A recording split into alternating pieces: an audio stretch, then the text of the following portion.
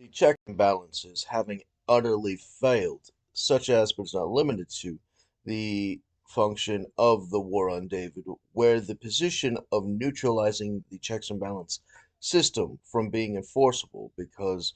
the immunity of the president, derivative of the insurrectionist in the centralizing of its power, conducts an action against the United States government as to engage in insurrection, is then reinforced with the position of its complementary voter fraud under the secret's function, and thus the action of it being secret means that there is no observable thing for the Senate to check in the impeachment subject, and thus the action of obstruction of that function by the attacking of the officials that would, in the projection, be in those official positions, making sure that it is not available or conductible, is then neutralizing the capacity in its entirety, and thus the act of sedition prevents the function of the official acts of the government and thus seizes the government. And thus the action in perpetuity of giving this to, in the Dristu Erden lore of Ertu, the subject of its demon lord being able to come and provide extraordinary advantages to some dipshit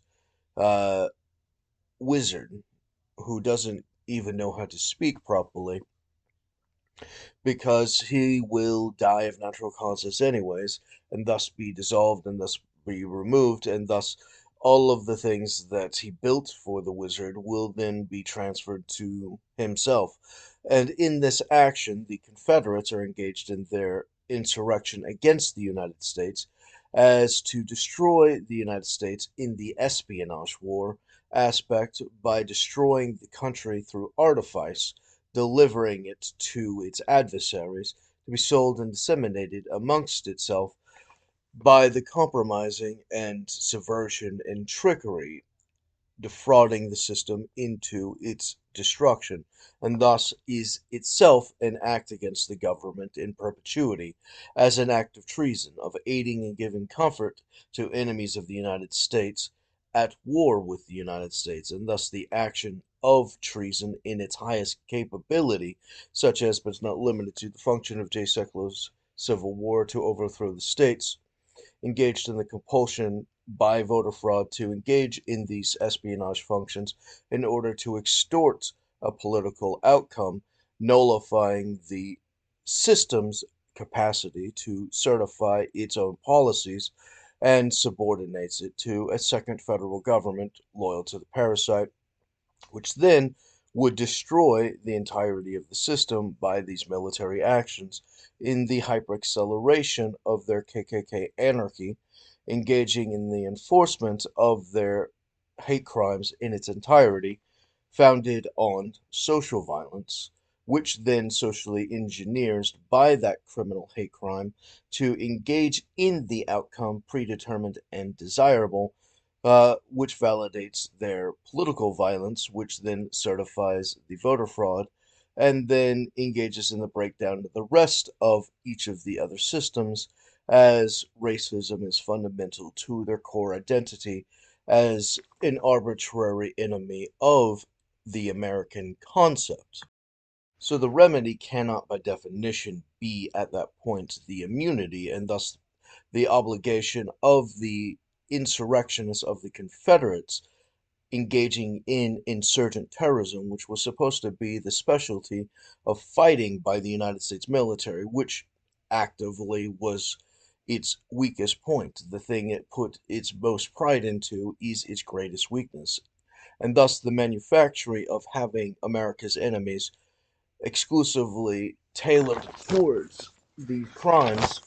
would be able to gain those positions, such as the Attorney General, and thus the capacity for unitary executive theory of the white supremacists to destroy the United States, such as, but not limited to, the actions of Lindsey Graham's objective in his anti American Confederacy to engage in the seizing of all actions against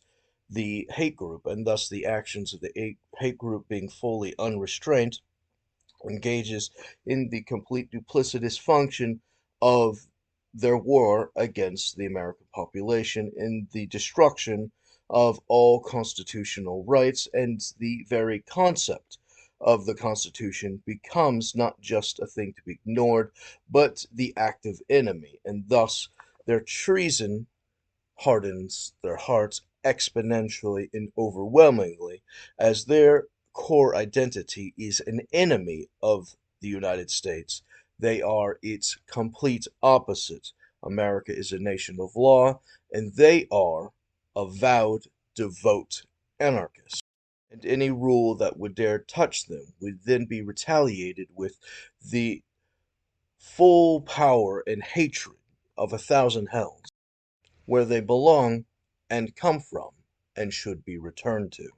This includes the function of George W. Bush, who clearly derided contempt for the Constitution, asserting that the violators of the Constitution are the enforcement of the Constitution, and thus there is nothing for the Constitution to do because the enemies of the country have already seized the office, and thus the position becomes nullified to the capability of engaging in any remedy against it, and thus the obligation intellectually demands the existence of the full frontal extreme punishment of the higher offenders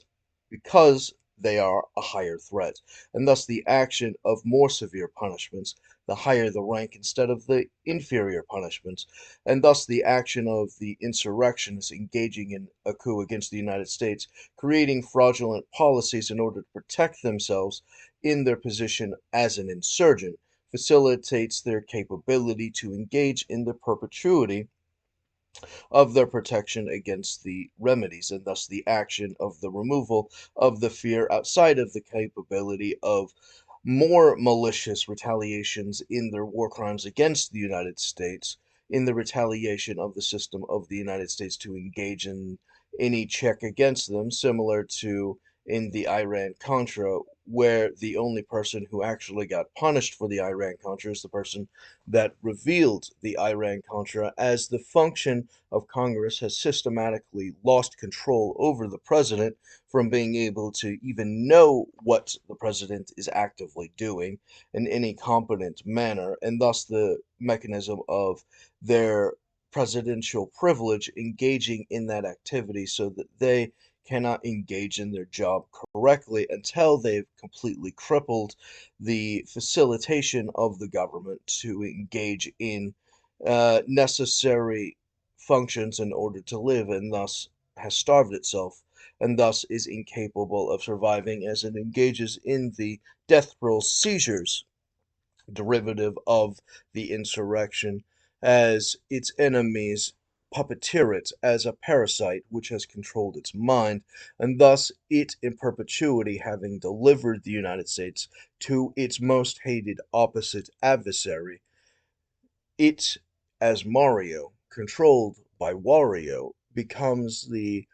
perpetuity of its normalization, and to this extent, the indefinite eradication of all things that it is obligated to do, and thus the action of that being a more severe offense generates the more severe punishments which are necessary, and thus it is not only viable to engage in punishments of former presidents, but acting presidents, as that is necessary to national security. And to this extent, the capability to have not done so has engaged in the protection racket of enemies of the United States to have acquired those offices for the express purpose of protecting their nation and their long term overthrow of the system by the fracturing of the Confederacy to engage in a pincher action, attacking from both sides, pretending to be opposites when they are simply just holding both sides for the pressure that the captured party might be devoured.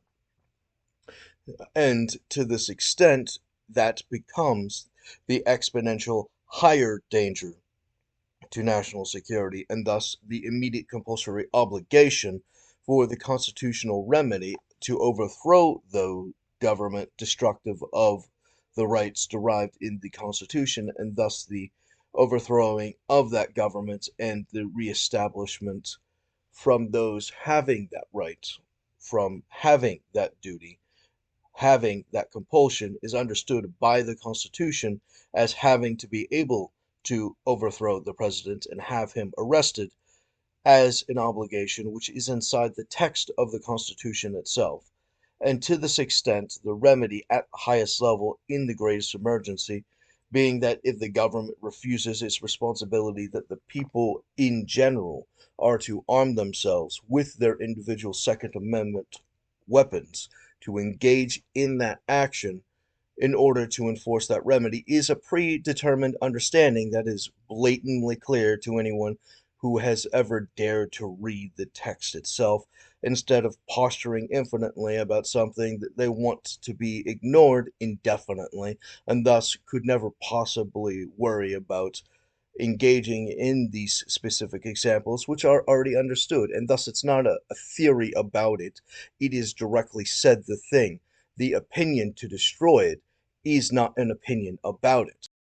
Now, that, as superior law signed by Congress at the very, very bottom, means in perpetuity every member of Congress, in order to have qualified as a member of Congress, has agreed to the perpetuation or generation or preservation or defense of that statement as already understood legal obligation. And thus, there is no theory to question about it as a direct responsibility. It is fundamental at the context of how to translate the Constitution, and thus the mechanism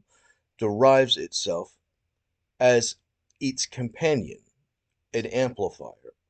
a codex for definitions that exceed the direct papers of the Constitution as immediately next to it, as opposed to the inferior laws, where general policies of the inferior laws generate its enforcements of the various logics derived by its place in the future, which engages in an actively evolving society, and complications such as the Second Amendment's right to bear arms, and thus the advancements of weapons fundamentally being understood beyond the development it had before, presupposes the development into the future, and thus the development of the active engagement of the theorizing on how to perpetually make the civilian population safe, and thus the obligation to have the courts and other mechanisms systematically engage in the updates for each and every modern epoch. And to this extent, the declaration of the perpetration of society to be existing in its own era, and thus those founded on exponentially previous eras are not living in that previous era's lifetime. It is living in its lifetime, and thus it is continuing the concepts developed as it has developed itself,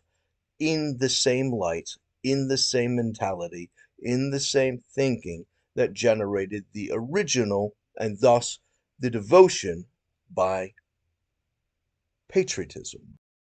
The systems currently in place by the conflict of these double agents being a perpetuation and traumatization of the American population, especially if they are essential to the Americans, such as those who would challenge Confederate objectives, such as their enforcement of their communism in the destabilizing of the black community and others, and thus the retaliation against them engaging in extraordinary functions as a terrorist activity, as a roaming predator, and thus the action of these functions engages in the theory of the 3%. That is, 3% of those of the population well placed inside the government could, by definition, overthrow the government, and thus the action of its perpetuity by insurrection, which was supposed to be challenged by checks and balances. But if you have those 3%, You would be able to stop the checks and balances from being enforced and the government not having any loyalty to the law engages in the protection of the criminal and thus the action of the destruction of the government and thus the destruction of law as it overthrows the sovereign of law, and thus the sovereign having been completely eradicated by the dereliction of duty of its servants, engages in the ritual sacrifice by its inferiors, and thus those that would give up liberty for security will have neither and deserve neither, and thus the action of their servants having engaged in the function of becoming the advancement of their guards, will then forget that they are not kings, and thus they will forget that they are the servant, and thus they will ignore the security you gave them the power for. And to this extent, you will have the perpetration and continuation of the destruction of the United States as an act, an obligation of the government enforcing it.